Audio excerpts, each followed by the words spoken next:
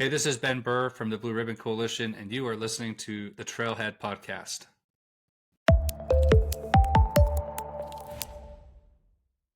Hello, Trailheads, and welcome to the Trailhead. Before the trails start today, we need to have a short safety meeting. Off-roading is an exhilarating but inherently risky sport. The insights and opinions that are shared by our hosts and any experts or guests on the podcast are intended to inform and inspire, not replace professional guidance. The Trailhead guests, partners, and any sponsors are not liable for any actions that you take based on what you hear.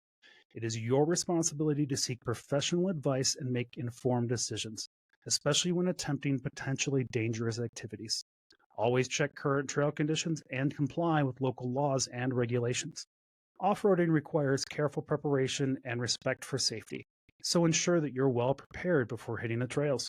And now that that's out of the way, buckle up and let the stories begin. Welcome to the Trailhead, where trails start and stories unfold.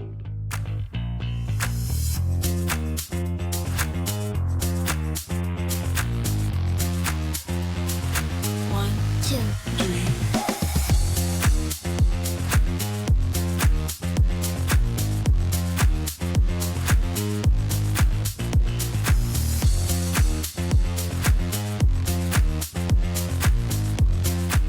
Welcome to the show, everyone. Now here's JD. Welcome to the Trailhead. I'm JD. Thank you all for joining us tonight. We have a special episode. We've got Ben Burr again joining us from the Blue Ribbon Coalition. How you doing, Ben? I'm doing pretty good. How are you guys? We're doing all right. Pope, Randy, how you guys doing? Doing good. We're doing great. Excited to be here. I love having you, Ben. It's been a minute. I know we've all kind of had a busy summer, and so I know it was on my agenda to get back together, and you managed to reach out to me first. So I'm not entirely sure where to start, man. Since you were here last, there's been I went down my list today, and I'm like, there's 5 big things that we needed to talk about. Should we hit the Rock Springs stuff first, since it's kind of fresh and just hit a couple weeks ago? Yeah, we could. The Rock Springs plan is new. We're still in the protest period, so we're all diving through it ourselves, but it's every bit as bad as we thought it was going to be. So yeah, we can dive right into the Rock Springs plan. Yeah. Oh, let's talk about it. It's because they're trying to make 1 million acres sound like it's somehow, and that it's still 5 times larger than the current ACEC. Is it ACEC? Is that how we're we call shorthanding that? an ACEC, an area of critical environmental concern. And that's the tool they're using to restrict the access to this land in Wyoming. And so this is it's a designation, right? So the law does allow for the BLM to create a thing called an ACEC. And what this is they just identify certain acreages of their land where they say there's sensitive environmental things going on here. And so we're going to manage this for those sensitive environmental things. And you can go look up area of critical environmental concern on Wikipedia, and it will give you a whole big long list of these and how many are in every state currently. And if you look through that list, you'll find the biggest ones are 50,000 acres. That's a big one. Most of them are 2,000 acres, 3,000 acres, 6,000 acres. And so there's a lot of these. The BLM's been using them as a tool, but that's reasonable. If they're using them if there's a 5,000 acre site that they feel needs some special attention environmentally, we would probably support them using this tool for that if it was a few thousand acres. And they do say that you can also manage an ACEC to allow other uses. So it's not like they're the absolute worst designation, but in the hands of this current administration, they've done what they've done with the Antiquities Act, where they took a tool that had limited power, was being used to really solve targeted on-the-ground problems, and just said, we're going to use this to be how we govern an entire landscape. 1 million acres now is how big these ACECs are in Wyoming.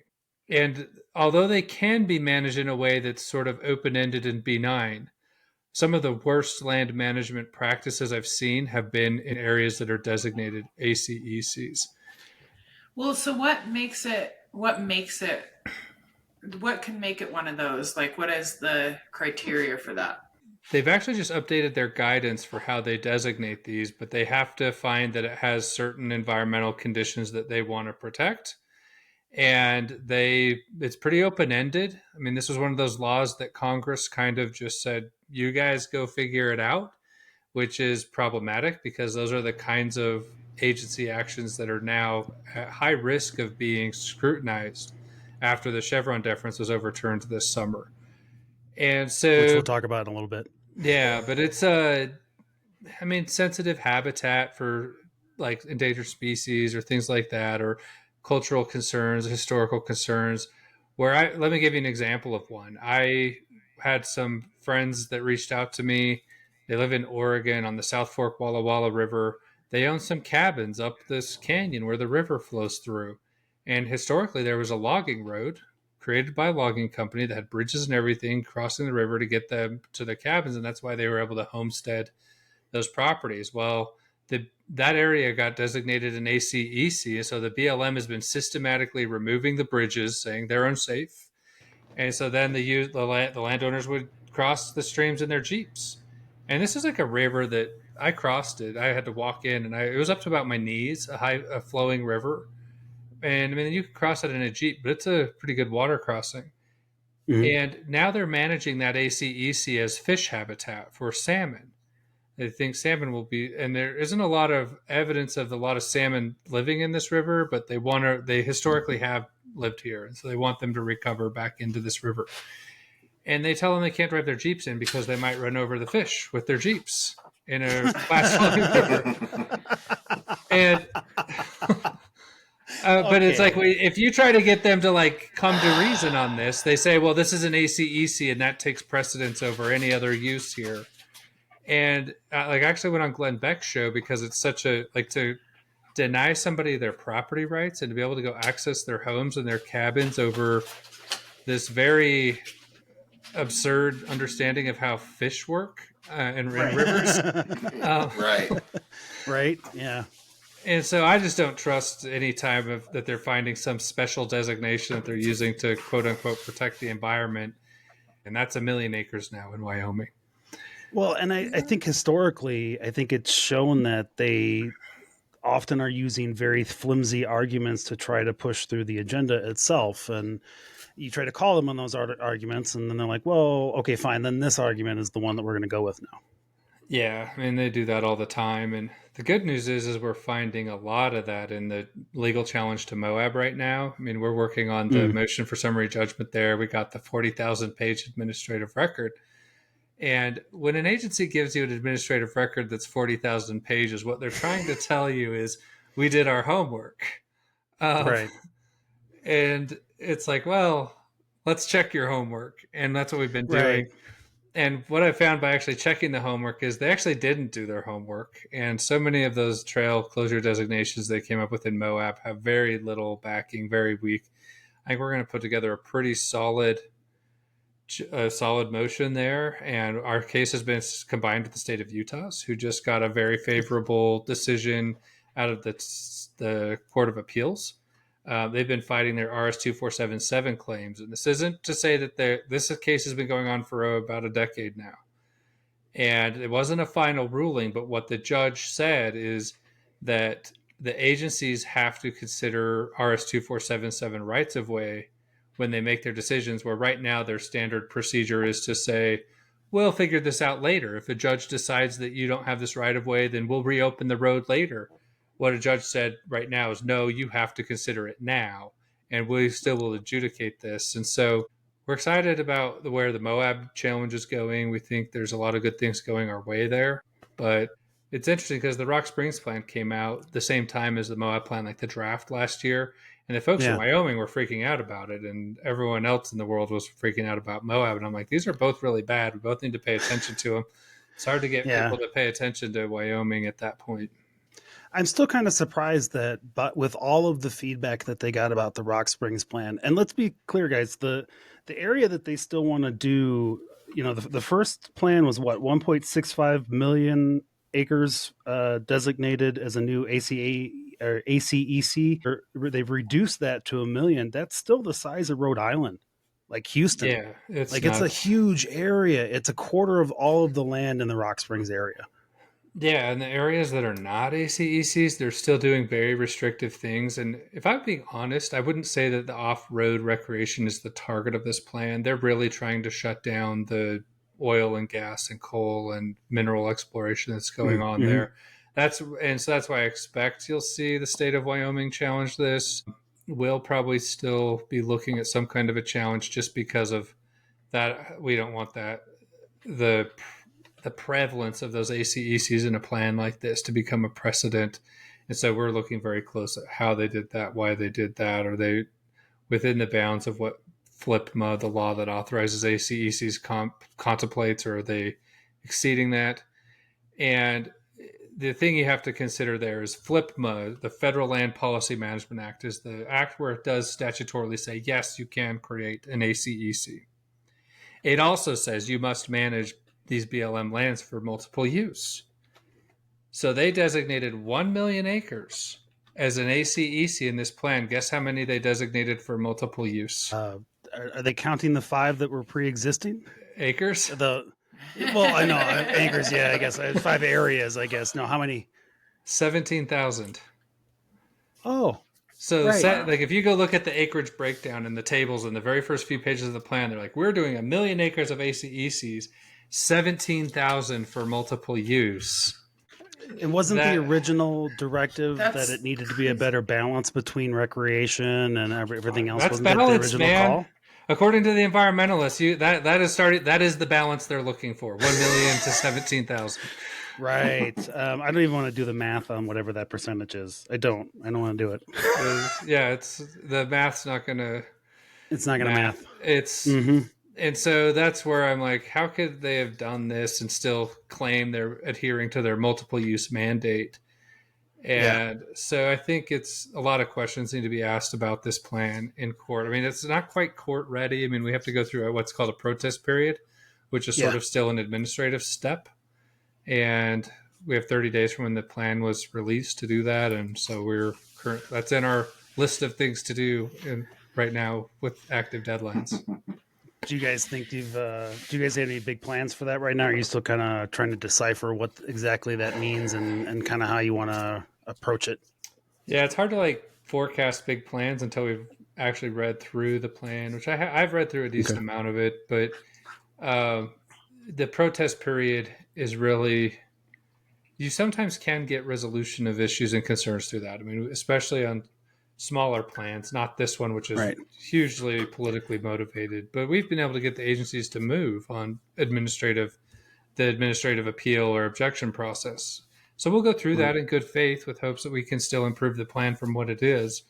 But you can't go to court until you've gone through that step. And so until we see how that step pans out, and other groups will also, in state, counties, and all these other entities will come and try to influence the process one more time.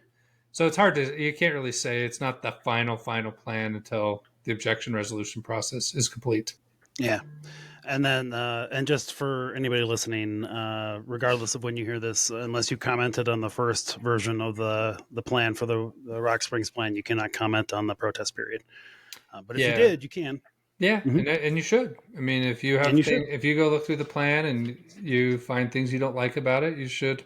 It's your right as a citizen to file that protest and make them have to address your concerns. And so we encourage everybody to. At this point, though, it's not one where we'll have an action alert and be encouraging everybody to do it.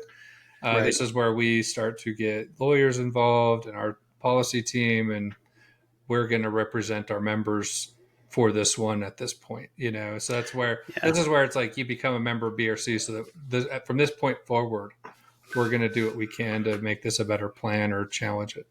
Yeah. I mean, reading through it, it felt like they were trying to make some appeasements to kind of get a lot of the protests and arguments that came their way in the fall.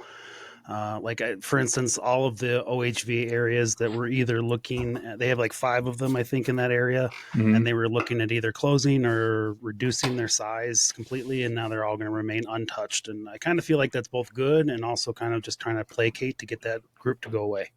Yeah, no, there is some truth to when I look through this plan, I'm like, there isn't a direct shot at the OHV community on this one. Moab was clearly a headshot to the OHV community. This one is we have to still be looking at this and saying this to do this in Wyoming. Like things you have to consider about Wyoming is one, you can't make a national monument in Wyoming. They passed a law that made it so that a president can't designate a national monument in the state of Wyoming. So their most powerful tool for saying, hey, here's 1,000,000 acres we want to protect, that one's not even on the table in Wyoming. Right. And then you add to that a state where the oil and gas industry actually has a lot of power in that state. Is that a state law or a national law or that's a federal law? Yeah. It was after they made the Grand Teton National Monument that eventually became the park. The Wyoming delegation passed a law and said, this is such an abusive thing you did to us. We're never doing it again. And it was their trade-off for making the monument into a national park was we're not going to do national monuments in Wyoming anymore. And it drives me nuts that the other states haven't secured that. Alaska has. I know that we've been trying to get one in Utah for a very long time. Like back when Trump got elected, I was working in Mike Lee's office, and we had a proposal to basically exempt Utah from the Antiquities Act. And you had Orrin Hatch, who was one of the most senior senators ever to have walked on the face of this planet. And you had Rob Bishop was the chair of the Energy and Natural Resources Committee in the House. You had Donald Trump as the president. You controlled all of Congress. And they were like, well, we don't have enough power to get this done. And so instead what they did was they passed that garbage San Rafael swell plan that created 600. You control all three branches of government. You have the most senior positions in all the committees you need. And the best you can do is create 600,000 acres of wilderness for SUA. Like, that was pretty disappointing. Although, I mean, we're happy Trump shrunk the boundaries, but it's like, that wasn't permanent. Yeah. And so, anyway, so Wyoming, so to go into Wyoming and do something this aggressive, they're trying to set precedents. They're trying to figure out tools they can use to gut any of the other uses of public land that it isn't just recreation. If you don't think this will come back to affect recreation too, it will. And so that's why we are as worried about the precedent here and the harm that comes to us and our members when agencies abuse their administrative power. Well, I think that's a perfect lead-in, though. So since we talked last, the Chevron deference stuff came down, and I know I tried poorly to explain that to both my co-hosts and our audience. So let's talk a bit about what that means in terms of what it was, and then what it's going to mean for us as a community and how we fight some of these battles. Yeah, Chevron deference is one of those things where we kind of need like 5Ks where people go run to raise awareness for Chevron deference because people, especially like prior to this summer, didn't know what it was. And I didn't know what it was until all of this came down. I didn't really understand it until then either. So I 100% get it. So the simplest explanation is Congress has gotten terrible at doing its own job, which is to write the laws and the rules that govern this country. So what they do is they pass very vague laws and then say, we don't have the expertise to really get down into the weeds in these laws. So we're just going to say, we want public land to be managed well and to make everyone happy. BLM, you figure that out. What does that mean? And then the BLM has to go figure out all these rules of how do we make everybody happy. So they'll issue a rule making or all of these administrative decisions that we're always scrutinizing at Blue Ribbon Coalition. And where Congress hasn't been clear, like if they didn't specifically say you can or can't do this, then judges would kind of defer to the agencies and say if they are working in good faith to enact this law of Congress to execute it, then we're going to defer to their judgment. And so for a long time, the judicial branch, it really disenfranchised a lot of people from having judicial scrutiny of agency decisions. It was like tie goes to the government every single time. And so that's what I think if you read the decision, what Gorsuch and others were saying is this has disenfranchised the little guy. It always is favoring the government. And so now if Congress didn't expressly authorize it in statute, they really don't have the authority to do it. And it's not going to defer to the agency. And so it's a good thing. It means that here's the fallout that I hope happens from this decision. One is I think Congress needs to do its job now. I think that as judges start shooting down all kinds of rules and regulations that are passed out of thin air. I mean, the first shot I think that goes down on the public land stuff is this BLM conservation rule that they passed over the summer, where for 50 years they say that they have the authority to do this from FLIPMA, the law we talked about earlier. That got passed in 1976. 50 years later, all of a sudden you're like, you know what FLIPMA says is we can go sell all the public land that we manage as a conservation lease. And it's just been hiding there in plain sight in front of our eyes this whole time. For 50 years, we had this crazy authority to go like raise millions or billions of dollars. Who knew that was there all the time? I guess it took Tracy Stone Manning's graduate paper that she wrote in college to give everyone the idea. But there is not this. There's nothing in FLIPMA that authorizes this. They had to like bend over backwards to justify it. Those are the kinds of things that get shot down from this. So if we need a conservation leasing rule, then Congress is going to have to codify that into law and pass it. That's how it should work. Well, at least somebody else actually accountable too, that not just a bureaucrat that may or may not be electable.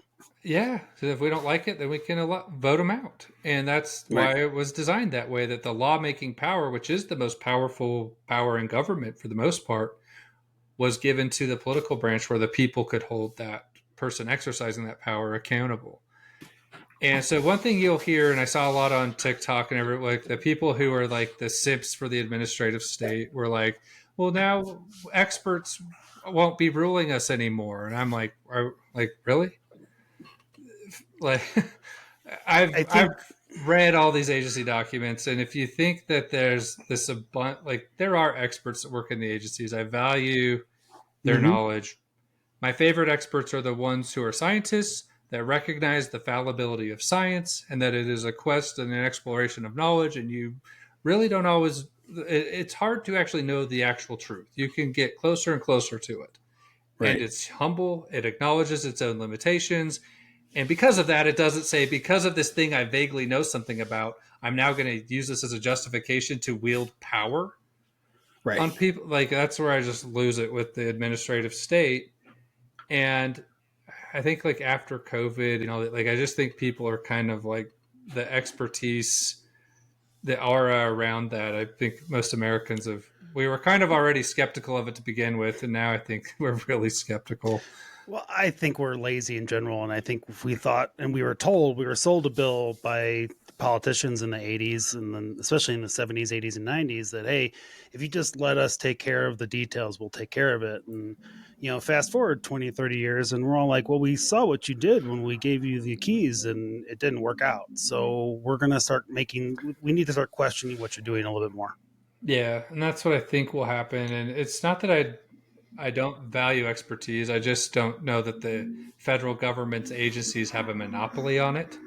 There's no reason that Congress couldn't have more expertise. Like, everyone's like, well, Congress aren't experts at the laws they pass. I'm like, well, that's because they choose not to give themselves the budget to hire the experts to work on their staff. They certainly could. They give the executive branch $4 trillion and they give themselves $7 billion.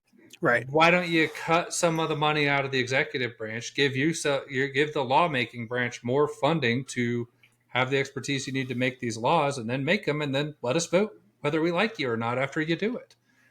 And if that's how this ends up, then I think we'll have a better system of government. The other thing I heard is that people are like worried that this will now give a lot of power to corporations, and it's like, go ahead. You think they already don't have an outsized amount of power? Exactly. Like, Chevron deference has been on the books since 1984. And let's look at how corporate power and influence over the government has increased since 1984. Chevron deference didn't do a damn thing to prevent corporate influence. If anything, it made it worse. If anything, it did.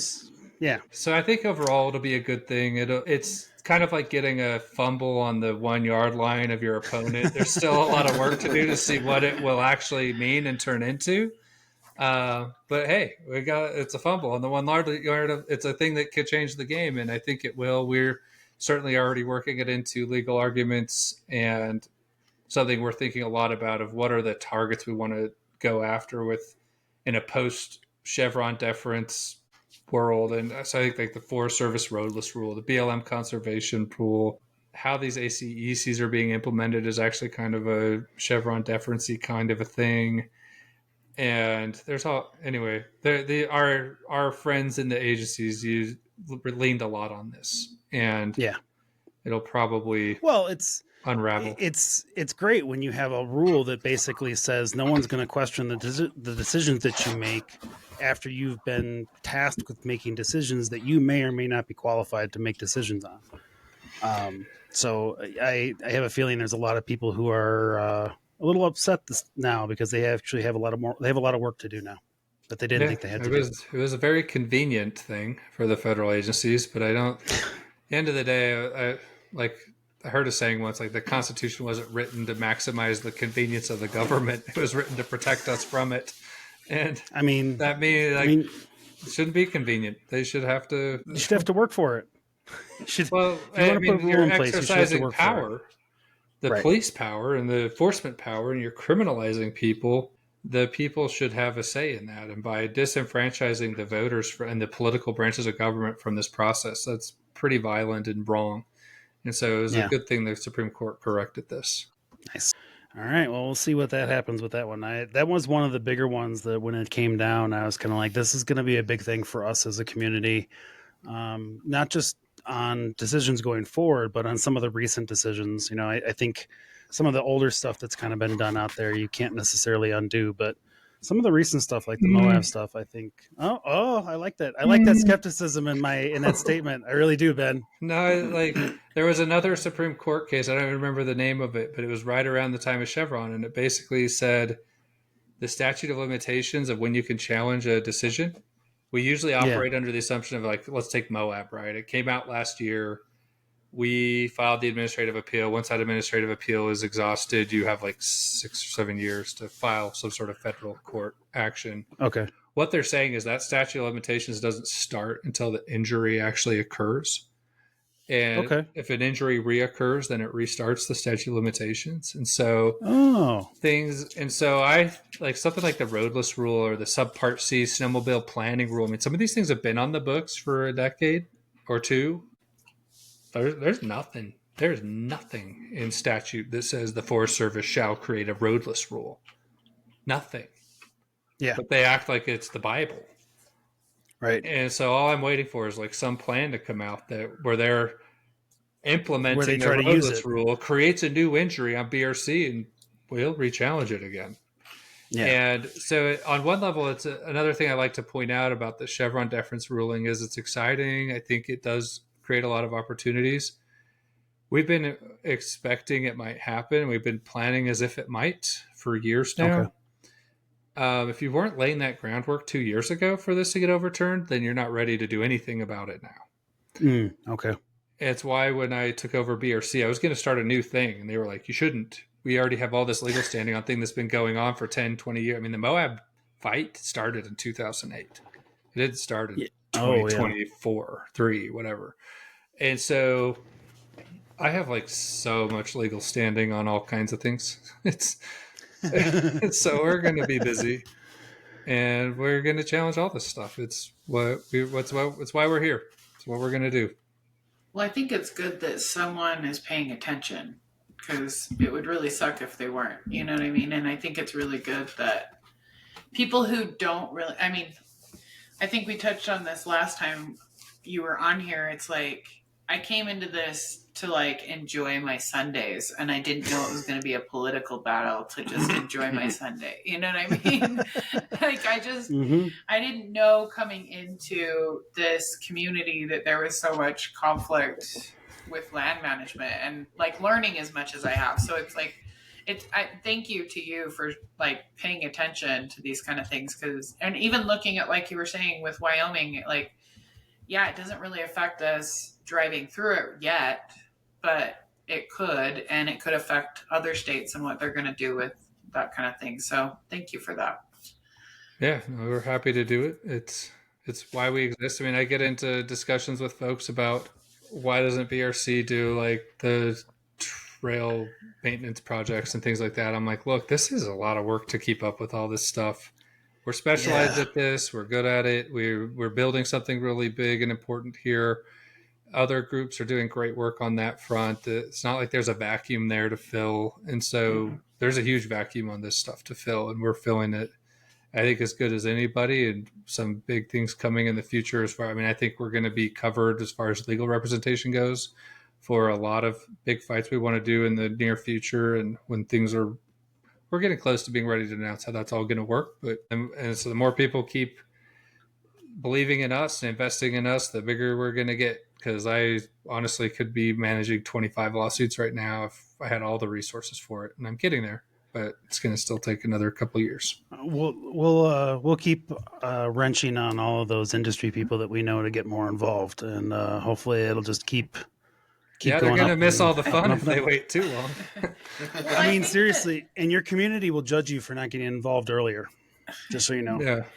Well, I think it's really important for us to know because, like, before I was in the off-road community, like, people would bring up bills or things like this, and you tell me that you're going to try to save the desert tortoise, for instance, and I'm going to, like, feel really connected to saving that desert tortoise because I want to, like save the land and the things that are going on. Like, I Save mean, the world, I think most people do, but they don't realize that, like, all of a sudden 2 years later there's a, like, neighborhood where the desert tortoises were supposed to be saved.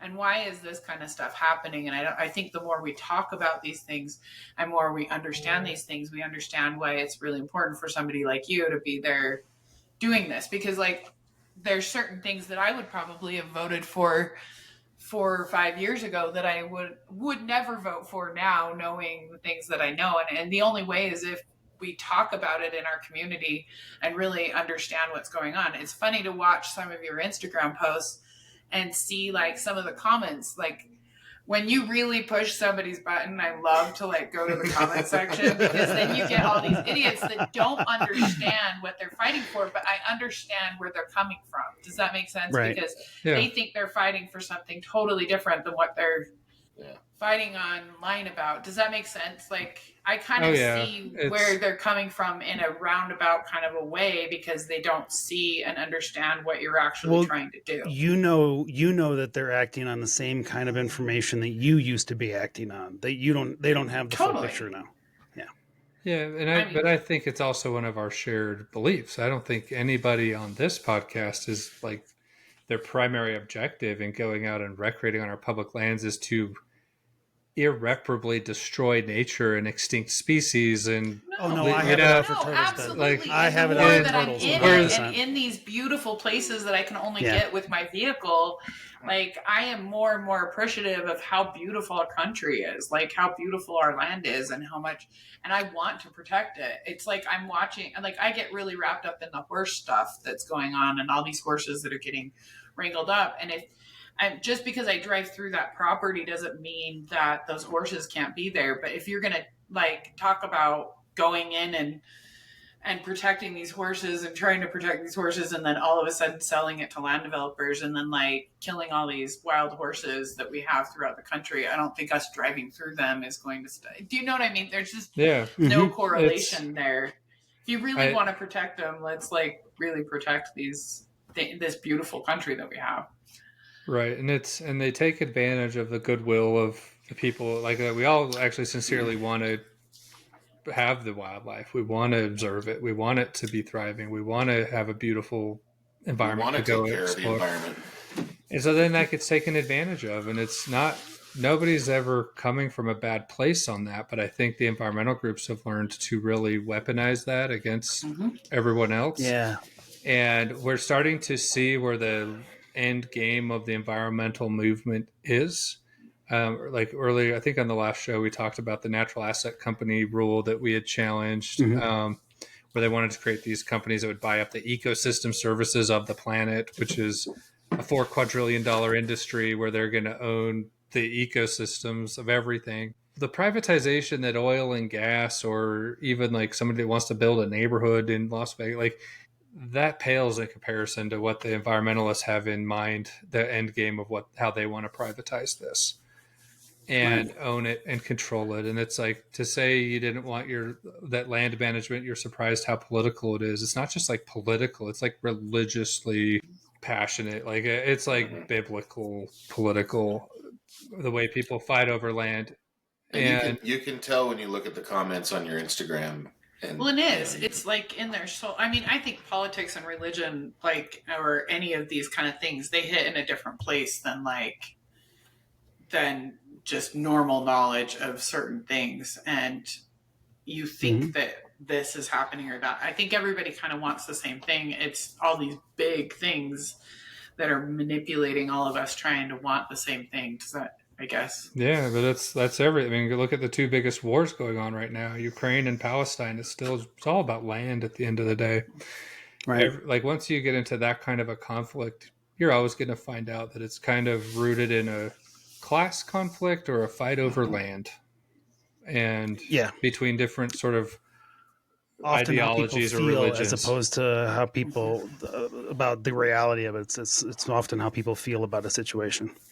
And so I'm not, you don't get queasy that there is political conflict over this stuff, but as people wake up, I actually think if we were to wake up 10% of the people that probably align with how we all kind of feel about this stuff, I think we'd have a movement that's probably twice as big as the environmental movement, like overnight. Just 10% would. If it got higher than that, this would just be the center of gravity of the whole system. Like the outdoor recreation experience on public land is so valuable right now as our culture becomes so addicted and warped by technology. I think that people are needing that more than we ever have, and it's just going to become more important. So as you take that away from somebody, it's gonna catch up. Yeah. And we'll be on the right side of it.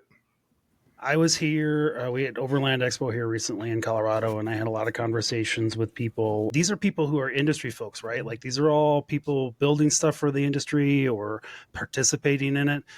And these are folks saying to me, up until a few years ago, we weren't really involved with land management stuff. We didn't really know what was going on out there.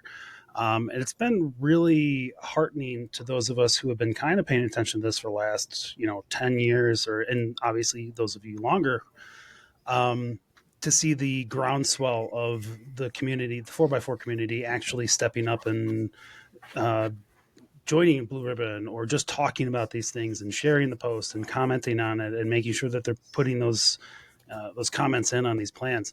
It's been kind of impressive to see. Yeah, and I certainly am grateful for everyone who's getting involved, and we're a part of it. It's a lot of people working on this, and so hopefully we'll just keep up the momentum. Yeah. So speaking of, if you want, make sure you go to the Blue Ribbon Coalition's website and at least sign up to be a $5 member. That's my plug for you. Yeah, we'll take the $5 members. Do more if you can, but do $5 if you can't do anything more. Yeah, I mean, honestly, if everybody just did that, it would be crazy. Like, there's so many of us, and if everyone just did it, we'd have like the funding level of the Sierra Club, and overnight, we're getting there. We're getting there. We're getting there. Well, let's get to Pope's subject. Pope wants to talk about the Utah land lawsuit, and I think the basic gist of this one that I saw and that I read about was that the state of Utah is suing the federal government, essentially saying, and this is going to the Supreme Court or is slated to go to the Supreme Court, basically saying that the federal government doesn't have the right to own state land. Yeah. Do I have that right? Almost. Okay. It's an interesting lawsuit. It's basically saying that the federal government has an obligation to dispose of its land that it retained for itself back when Utah became a state. Okay. And so when the states became states, they would sign a statehood compact with the federal government. And the federal government usually was like the territorial government of the area at the time. So the land all belonged to the federal government. And so the policy at the time was, they would eventually dispose of it, like through homesteading and other things like that. And so what would happen is the state would give up its title to the land to the federal government so that it could dispose of the land through its disposal policies. And that was the agreement the state made at statehood. No, it was never understood that the federal government would just hold on to that land indefinitely. Okay. And in 1976, this law of Flippima that we've talked about basically had put into code says we actually are going to just hold on to this indefinitely. And we've repealed the Homestead Acts. We've repealed all of the disposal programs for the most part. There's still a few acts where you can dispose of federal land. And we're just going to hang on to this indefinitely. And that's where I think the state of Utah looks at that and says, well, hold on, that's not the agreement we struck in statehood, and that's the basis of this lawsuit. And it is interesting because it is going straight to the Supreme Court. Normally you have to go through like the district courts and the appellate courts and things, but when it's an issue of state sovereignty, then states can file a suit that goes right to the Supreme Court to have them settle this, which means it'll be kind of fast-tracked if the court decides to take it up. And so it's an interesting lawsuit. It's one I know the lawmakers and the government officials in Utah have been working on for 10 years. And like the legislature... So this isn't like... This wasn't a reaction to just last year's stuff or anything like that. This has been in the works for a while. No, they passed legislation to do this. They passed funding to fund the lawyers to fight this fight back in 2014. Okay. And the Governor Herbert just kind of sat on it. It was like, well, we don't want to fight that, even though the legislature basically said, here's money, go spend it on this. And I think in some ways it might be good. They waited till after Chevron deference, after some of these things. You kind of are getting these signals from the Supreme Court that they're not as favorable toward just pure federal government deference all the time in all the places. And and they have Paul Clement as the lawyer on this, and he's one of the top lawyers that argues before the Supreme Court in the country. I mean, you talk to any lawyer and be like, yeah, he's in the top 3. And so very well represented. It'll be an interesting case. If they do win, it will change a lot. What is it? Do you think that does it turn the land over to the state of Utah, or does it now open up all these public lands that they're in control of? Now they can sell it.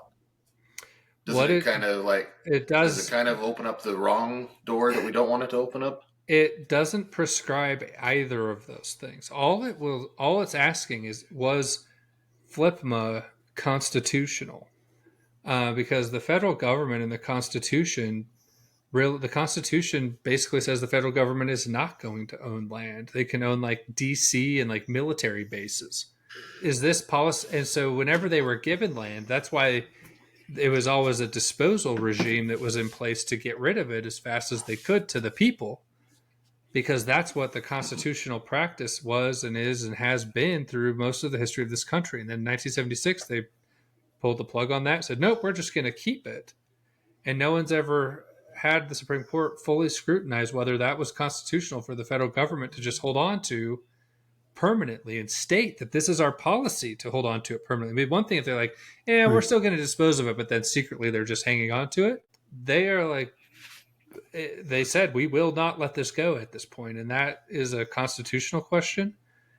And so if the Supreme Court strikes down that provision of FLPMA as unconstitutional, it'll basically then just open it up to the Congress. Like they'll have to come up with policies to dispose of it, which means the federal government could go back to like homesteading, or they could just dispose it to the state of Utah, or they could I hope they homestead. That'll be fun.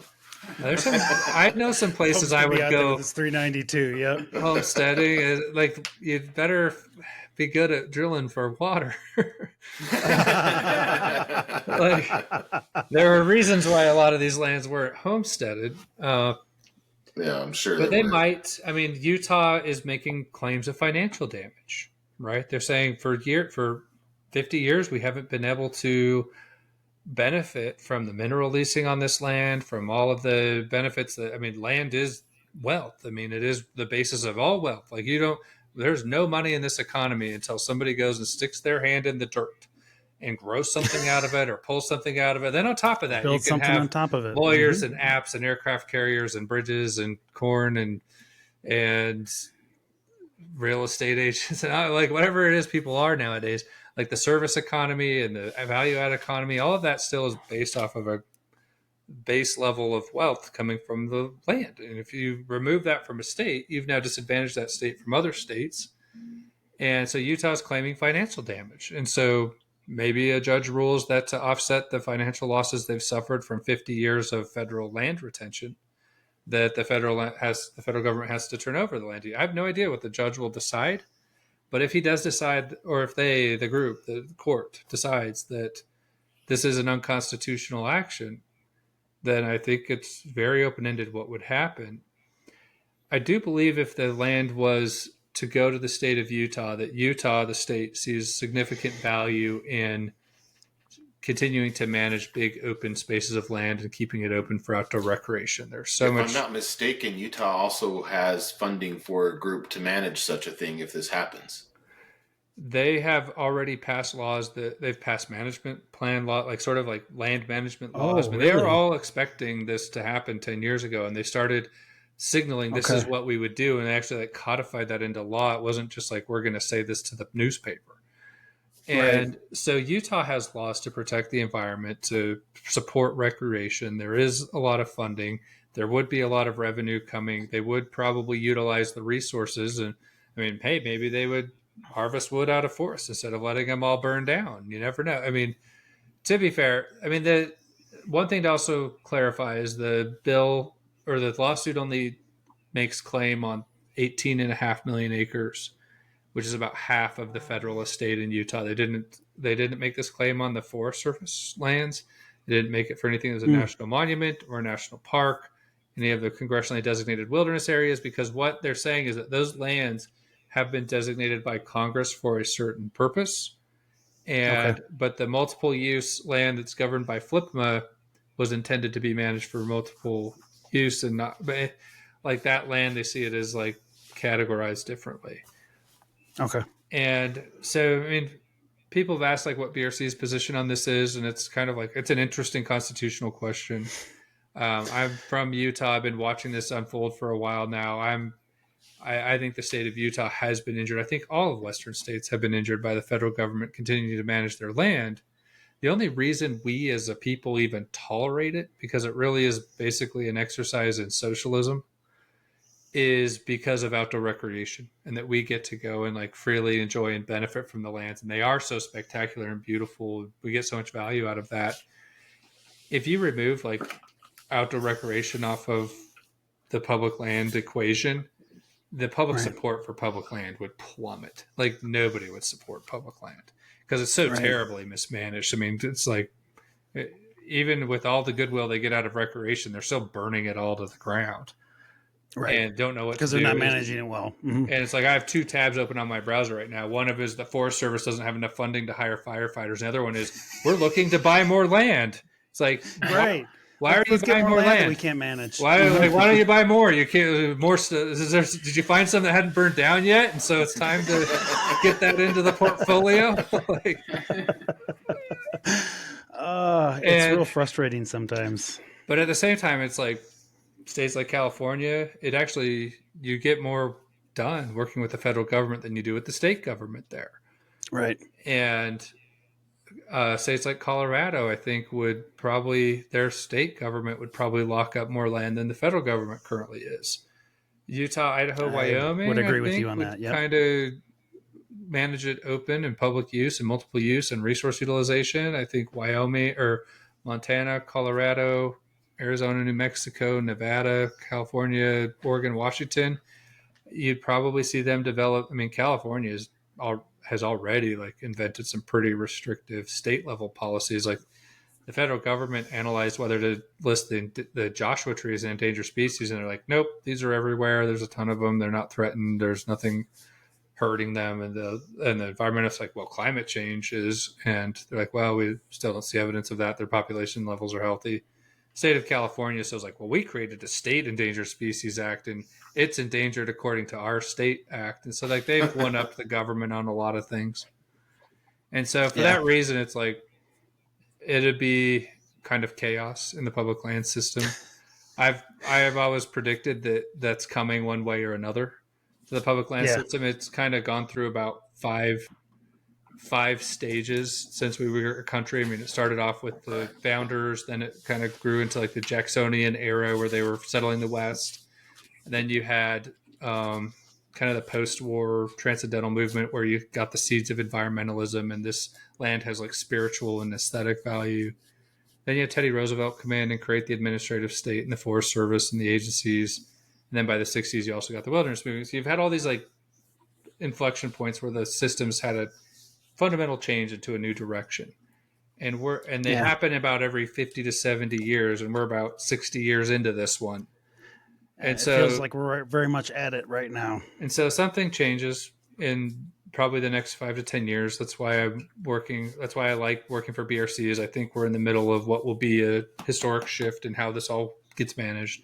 And I think recreation has incredibly high potential to be the center of gravity of all of it.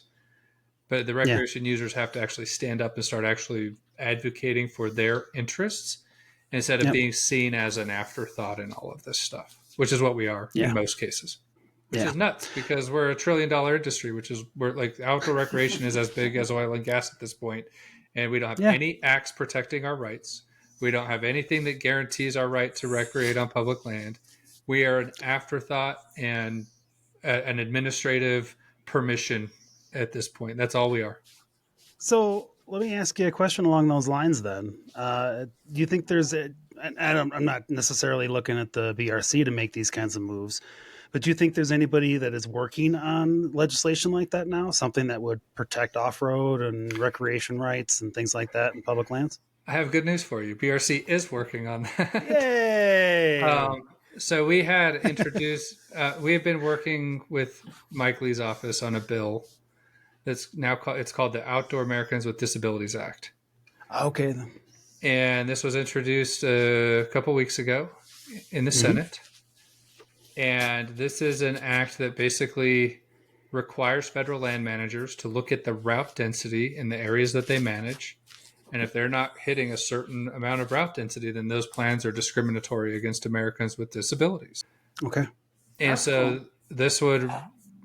and it gives them authorization to reopen or construct new routes if they are not hitting their route density requirements.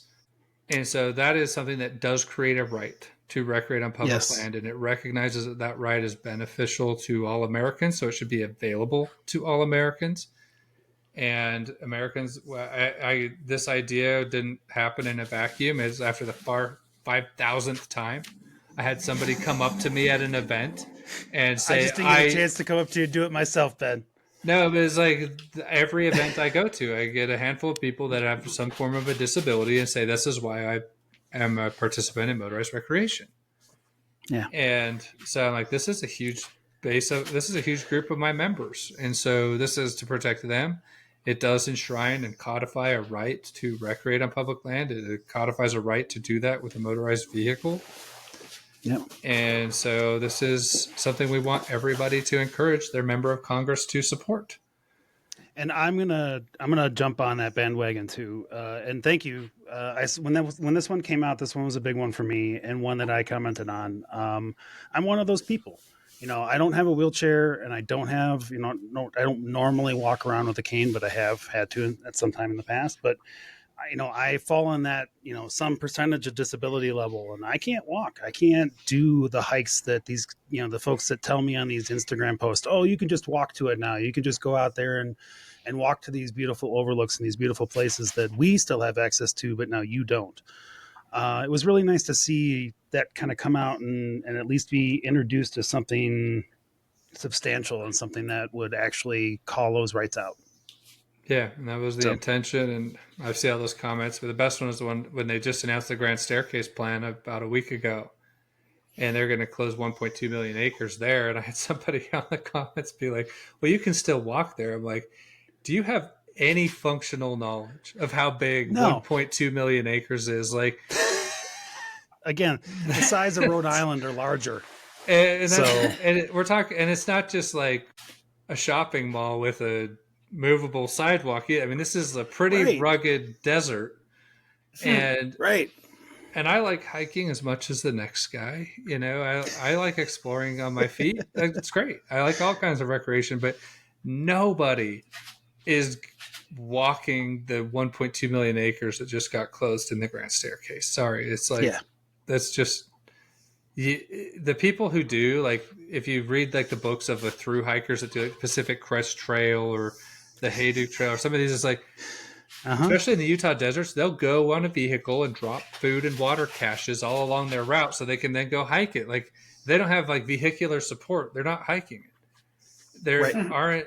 I mean, most people aren't good enough at survival to live off of these lands that long. And if you're not good at survival, you're going to die if you go out and try Especially to hike. not in the desert out there. Yeah, There's not a lot of animals or food or other types of Water. things you could eat. Water. Yeah, it's a not very forgiving landscape. It's fun to go explore in a vehicle. It's fun to go hike. Most people that are hiking it are doing day hikes, and people who like doing longer term backpacking, great, more power to you. There's not a single planning agency on the planet that is telling you can't go backpack. Nobody is trying to restrict your access. So go enjoy it. Go enjoy it.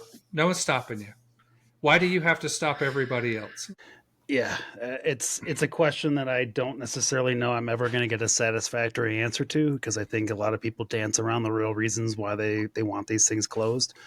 And I think we've talked about it before. I think the real reason is because I want access to that, and I don't want other people to have access to it.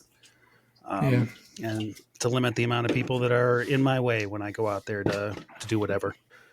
All right. Well, thank you for that one. That one's a big one. I'm glad we got to talk about that, because that one was one that was real important to me when it came out. So I'll be following that one. And if there's some sort of movement on it in the near future, I'd love to have you back and chat about that one in particular. Yeah, I mean, we definitely need your listeners to, like, on our website, it's called Operation Accessible. You can go contact your member of Congress and just throw in your support for this.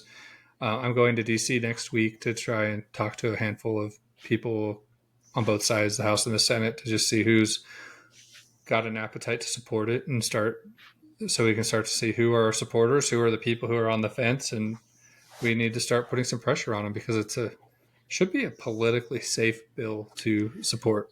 In my opinion, it feels like you're low-hanging against fruit, handicapped right? people. Yeah, we're just trying to help go up to the disabled. senators and say, "What? Are you against handicapped people? Do you hate disabled people? What's wrong with you?"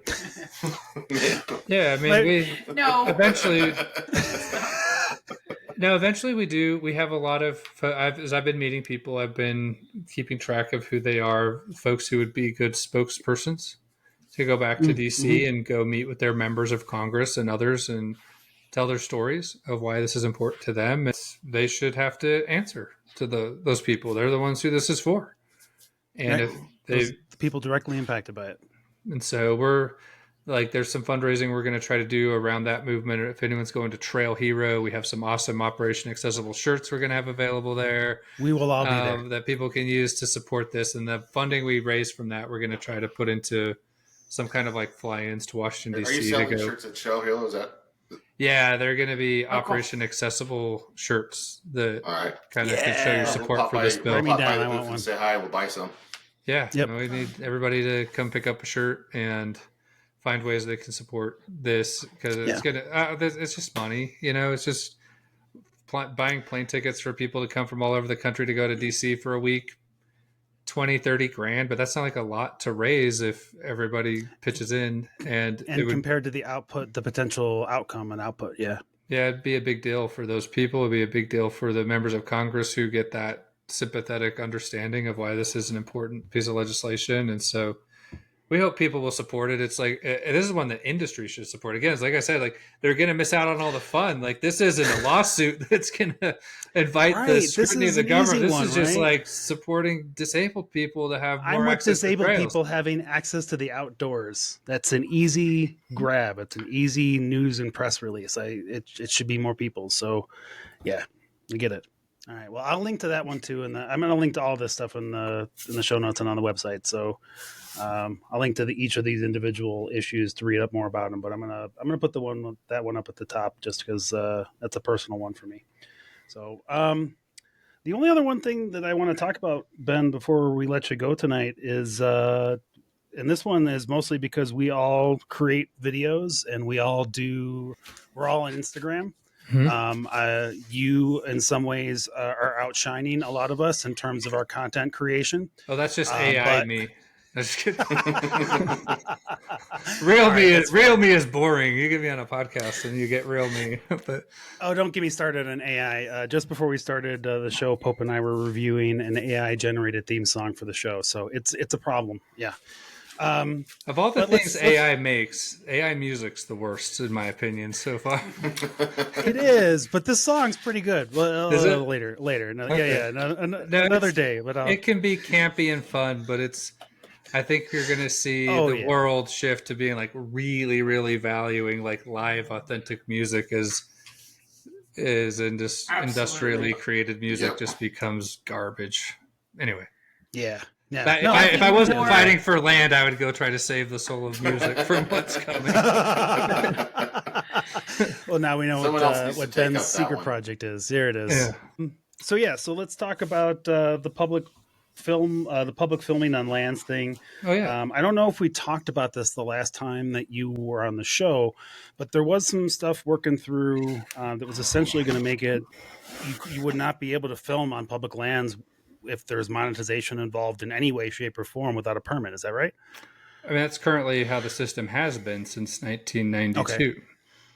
And what changed was in recent years, the agency started asking themselves the question: our great experts in the agencies, what do we do in the Who've been age given of, deference to? yeah, what do we do in the age of social media? Because these social media platforms are commercial platforms. We have people out there making films, putting them on these platforms, and then making money from them, and that's technically against the law, according to our law. And they started regulating this. They started fining people for this. Started requiring permits. And so we had a member who had been approached by the Forest Service and said, you have to take down all 800 of your YouTube videos and you're going to get fined $1,000 for each one. And because you did this without a permit. And I was aware of the commercial film permitting things because I've heard of like times where Hollywood studios had come to Utah, and there's actually been like Disney said they'd never come back to Utah because of how they were treated by the BLM in Moab when they were filming The Lone Ranger. Yeah. And it's like, and it's because they did things that were, they rode horses on the BioCrust is what they did. They committed the unpardonable sin of busting some crust. No wonder. Yeah. And so See, we sided with the BLM on that. Yeah. And so the rules were designed to like regulate Hollywood studios. And in the age of social media, that got translated into now we're just going to apply these to anybody that we want. But it wasn't applying it to everybody. I mean, you can't go like enforce this on everybody that's filming on public land. So they were selectively enforcing it. Right. And when I heard the story of this guy that got the fine threats and all of this, I'm like, this is just unconstitutional. Like, I don't have to ask permission of the government to exercise the First Amendment right. That's like the whole purpose of the First Amendment is I don't have to ask for permission to speak, right, to create speech products, and films qualifies that. And so we challenged it on constitutional grounds. This was in the district court in Pocatello in Idaho. And after a hearing on the case, the judge up there did grant a preliminary injunction basically saying that Blue Ribbon Coalition and its members do not have to get commercial film permits to film on public land. It is an abridgment of our freedom of speech rights. It's not like a final decision. He just gave the injunction. The agency can't enforce that now. And so now we're deciding what the next steps on that will be. It is interesting because you had the DC Circuit Court already heard a case like this and decided in favor of the government. We're in the Ninth Circuit, and things are going more in our direction.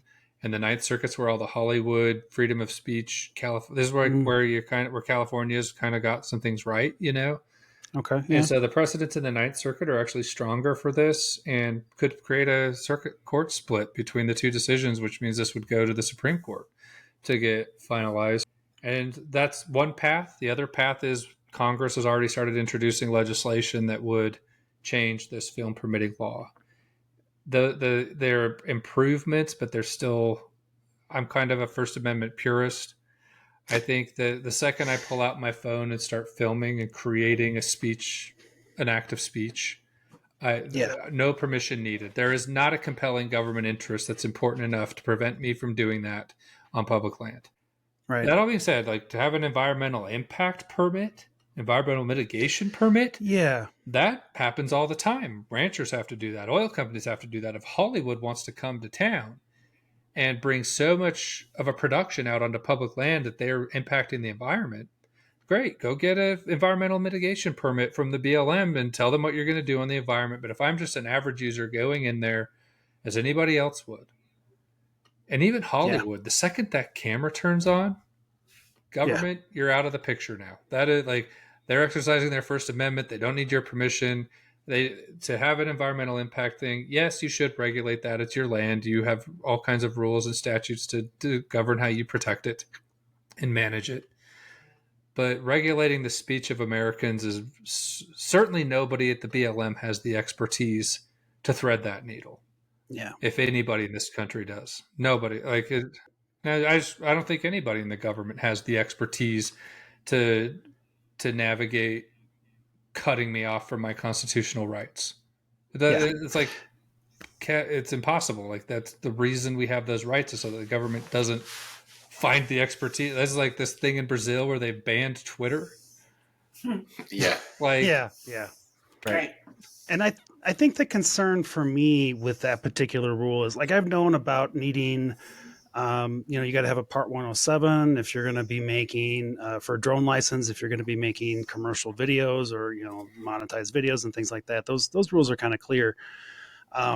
But the idea that I might have to go, if I'm going to go out and, say, document trails, and where they're at, and then kind of come back and report on those, whether they're via a YouTube video or through Trails Off Road or any of the other organizations that I work with, I would hate to have to then come back and worry about getting slapped with fines later for having gone out and documenting that stuff. And I think that was my concern when I started to kind of read why you guys were actually attacking this particular part of the rule. Yeah, a lot of the work we do is, it's commercial. We're trying to build exposure for an organization, but it's educational first. We're trying to educate people. That was something we argued in our lawsuit, is like, we have 30 days to educate the public on how to make a comment on this 500-page plan, and it has to be substantive, which means we have to go get out on the ground and educate people about what's going on there, and video is a tool to do that. To get a film permit in 30 days, to get any permit from any government in 30 days, like, you're now like disenfranchising me from the wanted, this administrative process already is like hugely disenfranchising. And this is another, and now I can't even educate my members about this. Like, that is a censorship of political speech. It's a censorship of someone's right to redress their government for their grievances, or to seek redress for their grievances. Like, all these things that the Constitution's there to, like, protect us. Yeah. And this was getting in the way of it.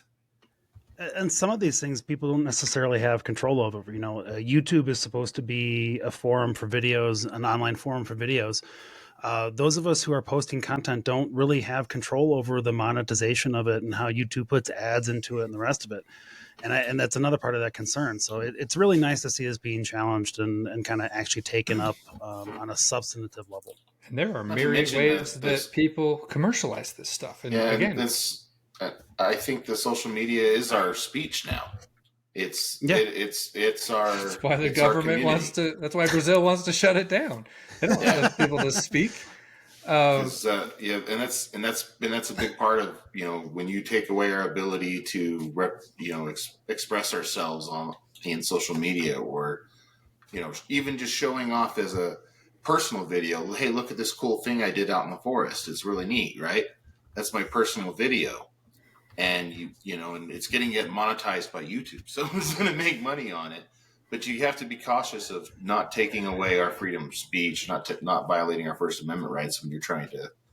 There's a bigger picture you're trying to protect, but you also have to do it by not taking away our rights.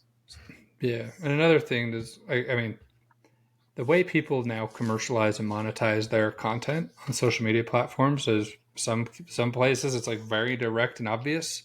In other cases, it's very sophisticated, and like the way people are making money off their content is are there experts in the BLM that understand all the dynamics of how digital commerce works on social media platforms and how people are working commercial deals behind the scenes of getting sponsored? Like, I've seen their websites. There's no way anybody in the BLM has a technical experience past 1996.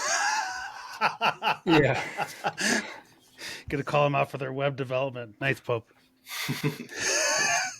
They're probably a cybersecurity nightmare on top of that. So it's probably Valid. better just to get the government out of the business of thinking it can and should regulate our speech. I think the American people will be just fine. Yeah, I fail to understand why they would need to have I would need a federal permit for that.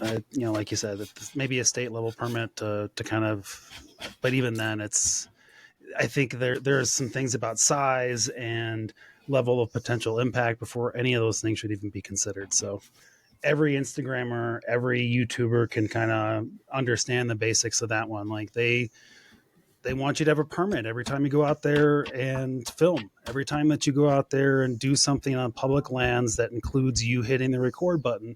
They want their sign off on it. And Ben and the BRC is like, no, that's not They kosher. don't always enforce it, but if you're someone doing that, there's a legal exposure there that everybody's liable for at this point, Right. unless this gets overturned. And so, And that's and unless you're a member of BRC, right, for the time being. At least I know I got somebody to call if they get a hold of me on that. So because we're members of BRC, we don't have that problem. Yeah, because the judge.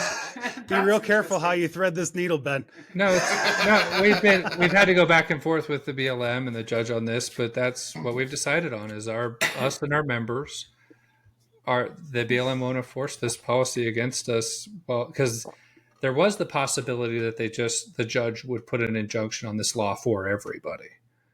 But the Supreme Court has been a little less warm to that idea, because you have some circuit courts in like Texas and other where they're like just striking down federal policies just to kind of force Supreme Court scrutiny.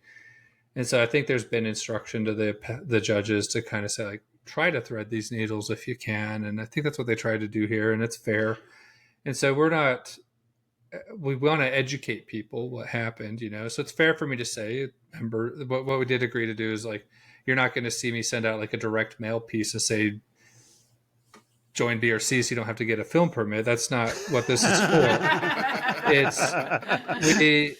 But if you are a member, there is an injunction that is basically, there are probably now currently internal memorandum in the agencies basically saying, if you're going to enforce these film permit rules and they're members of Blue Ribbon Coalition, there's this current standing injunction that's not going to go well for you in court. And so, for now some of these things are baby steps, right? Like, and I kind of get the Supreme Court take on it. Like you've got to stop sending everything to us, and you kind of got to try to decide some shit on your own first. And then if you can't, then we'll do what we're supposed to do and review it.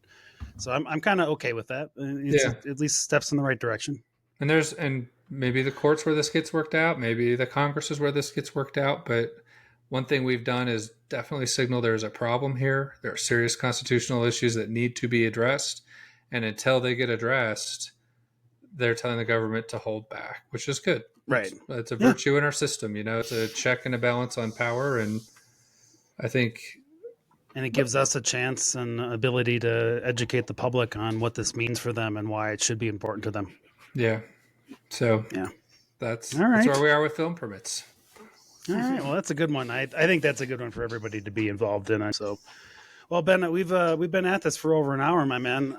Anything else that you want to chat about before we roll out here today? I think we've covered enough. There will be more. Things have quieted down in the agencies in the last 3 weeks. We don't have as many active plans. Expected that, but we do expect we're going to get a bunch of decisions between now and the election. Okay. Oh, really? Between now and then? You really think there's going to be a bunch of stuff coming down? Yeah, there's a lot of things in the works, like the Santa Fe Swell plan, the Bears Ears plan. So those are the two big ones that I expect them to try to get done. The solar plan just came out. They've allocated 33 million acres of BLM land that could be utilized for solar development. And so you'll see, and I think that Simone said there's like 7 new solar proposals just this last week after that got released. Good Lord. And so it's it's going to be busy fall, but it won't be as much of like, here's a new thing that's happening. Here's the decision on this thing we warned you about a year ago. Right. And so we're going to still just need people engaged, need their support, and we're preparing for it. And we're going to have a lot to do. You don't want me to be busy, but I am going to be busy. I don't, but I'll keep being a member to help keep you busy in that regard. And then I definitely think we should. I mean, we've got 60 days till the election. I definitely think that we should have you back sometime before then. So, and then we can just kind of touch base on whatever's going on then and go from there. Pope, Randy, did you guys have anything else that you wanted to chat about before we got out of here today? No, that's thank you very much again, Ben. We appreciate what you're doing for us, and looking forward to seeing you at Trail Hero. Yeah, we'll see you there. Yeah, no kidding. Ben, we didn't get a chance to tell you, this will be the first time that we as hosts are all meeting together for the first time since we started this show last year. And we are going to be hunting you down to talk to you. So just be prepared for it. I will be there. So we'll Awesome. see you there. Good deal. Mike and Petra, I unmuted you. I know you guys have been just kind of listening in. Do you get any questions before we get out of here? No, not really any questions, but first of all, I wanted to just say thank you for everything you do for the community. I've been following this for quite some time. It started out being involved in the motorcycle community and getting pushed out off the trails and watching trails being closed to the motorized user only and not anybody else. And that's kind of how I got involved. So now it's hitting that off-road community as a whole, involving the Jeep community. So I guess my question is, I'm really happy to see that people are getting the message now that it's affecting areas like Moab and Utah, which are so important for everybody in the Jeep community. But most of us, and that's including me, you gave so much information today that I didn't know about, so much background information. Is there anything that we can do on a daily basis when we're out there to advocate for the cause, to keep these trails open, to, what can we do? I guess one point that JD made earlier is we need to get the bigger fish involved, right? The industry, the off-road, the dealers, the makers of the, whatever it is, right? But what can we do as a community to help this cause? Yeah, no, that's a good question. So, like day-to-day basis, like if you're out on the trails, I'm always telling you to take a lot of pictures, document the trails, document your experience, because if I ever need you to comment in that area, when I go to appeal things, like I'm working on one this week in Idaho, and I am working very closely with somebody who has a lot of knowledge of those trails, who's taken pictures of them, who knows them, and he's their land use guy for their club. And it's like that is hugely beneficial. That's why I have legal standing on so many things, is because I have so many great members that are doing that work, that are documenting the trails when they're out there. Talking to other people and telling them to support the movement. That could involve supporting us, but the movement in general. If I hear all the time that people want the industry to get more involved, and I talk to them a lot, and I try to find ways to get them involved. And in the last year or two, the industry support has picked up, but again, it's a massive industry, and there's a whole lot more support that could come. I could start a pressure campaign on them, but then that looks kind of conflicted. Yeah. If you the customers start that and ask them to, that's going to go a lot farther. So they need to be hearing from their customers that they need to be supporting this. The social media stuff is important.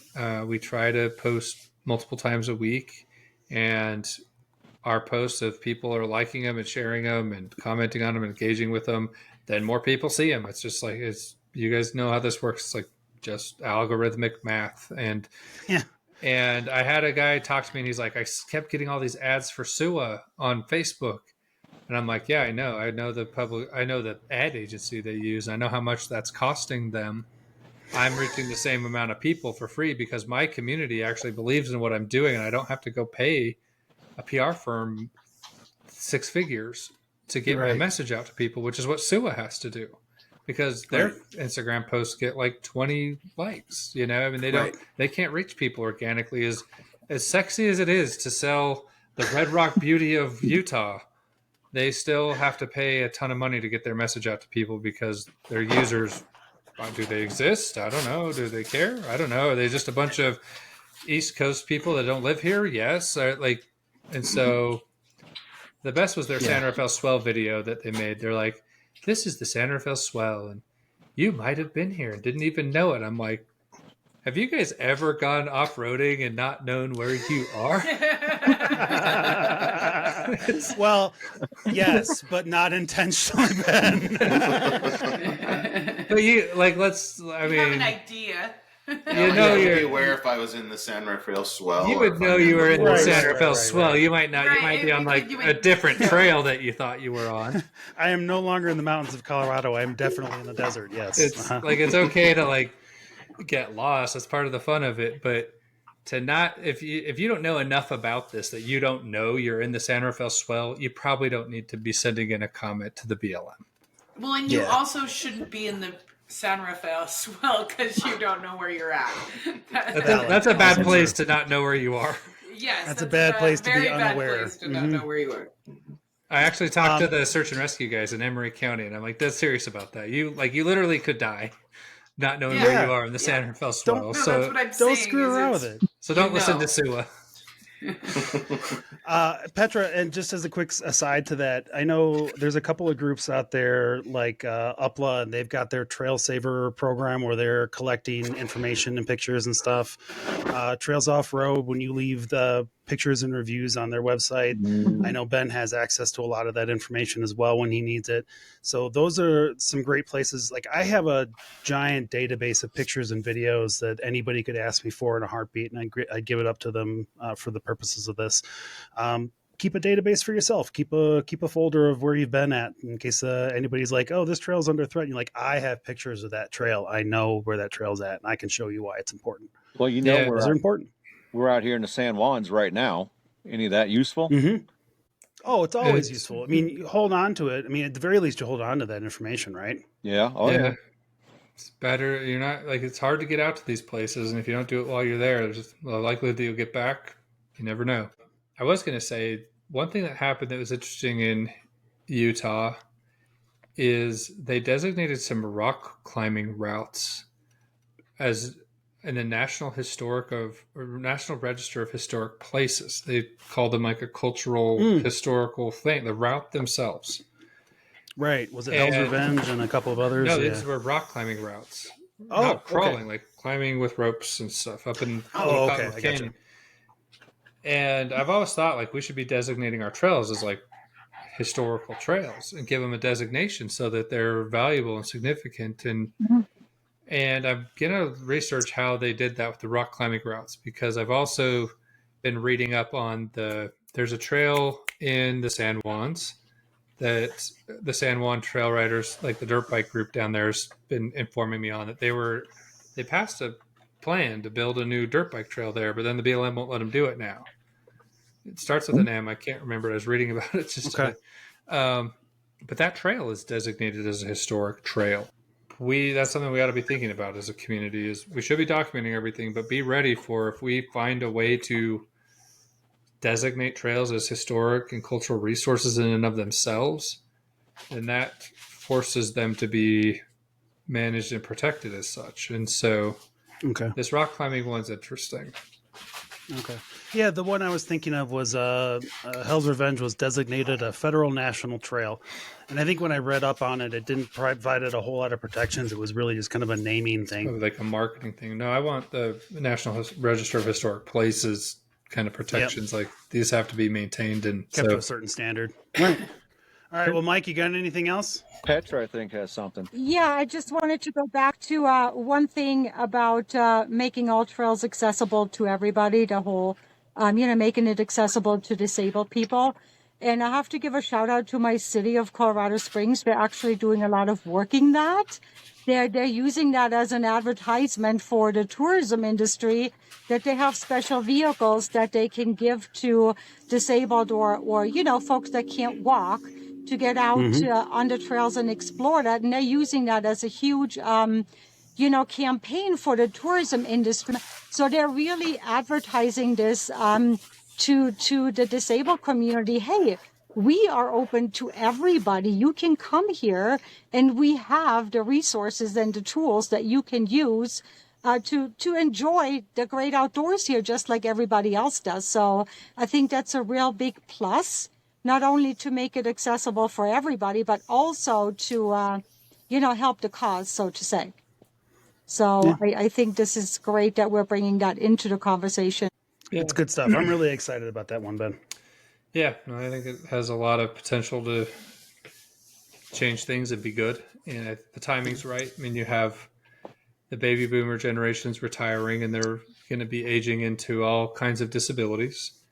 And they're going to want to still go out and enjoy the outdoors and recreate. And a lot of them will be like, I mean, my dad was prescribed to go mountain biking because he needed to get his blood pressure down, and he had to exercise, and that's what he liked to do. And it's like, and so there's going to be a huge push for this to happen. And then you're going to have people being mandated by their doctors to go do this, only to run into a bureaucrat telling them they can't. Yeah. And Yeah. so I think there's a lot of inertia, and we just need to tap into it. I don't think I'm going to be an RV person. I think I'm going to be an off-road person that wants to get in the back roads. And no offense there, Michael, in your RV in the background. I think I'm always going to be that back roads guy that wants to get out in the back, and it's important that I have access to those things. So awesome. All right. Well, I think we should let you go, Ben. Yeah, it's getting late everywhere. I really appreciate you coming on the show again. A shout out to our audience. I want you to please go check out the Blue Ribbon Coalition, sharetrails.org. Sign up to be a member, get the newsletters, sign up for at least $5 a month. If you can do more, please do more. These guys are doing the fight. They're fighting for us. They're doing the work, the hard work that you and I don't have time to do. I don't have time to sit in rooms with all of these folks and tell them, all these detailed stories and go through all the legal challenges and all the rest of it. I don't have the knowledge that you guys do. And I'm happy to continue supporting you in that, to that end. Yeah, we appreciate it. Awesome. All right. Well, thank you very much for joining us, Ben. If you want to learn more, again, check out sharetrails.org. And we'll see you guys next time at the Trailhead. Good night, everybody. Good night. Night. Night. Good night. Thanks. Right.